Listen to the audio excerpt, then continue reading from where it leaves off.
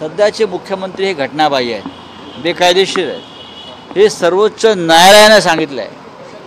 तरीही हे सरकार निर्लज्जपणे महाराष्ट्राचा बोकांडी मोदी आणि शहांनी बसवला आहे. बांबू खरं म्हणजे लोकसभा निवडणुकीत त्यांचा लागलेला आहे.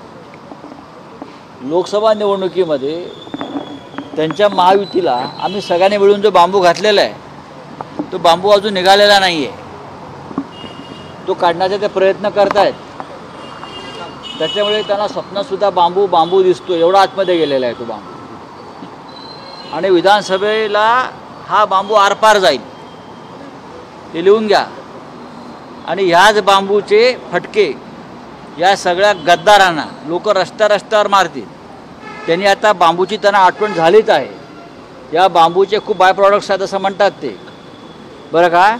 आता या सगळ्या बाय प्रॉडक्टचे प्रयोग त्यांच्यावरती होणार आहेत. ऑलरेडी एक बांबू जो घेतलेला आहे गेलेल्या लोकसभेला तो कसा काढावा, ऑपरेशन करून काढावा की खेचून काढावा फडणवीसांनी, हां, की मोदी शाह त्यांना बांबू घालत आहेत.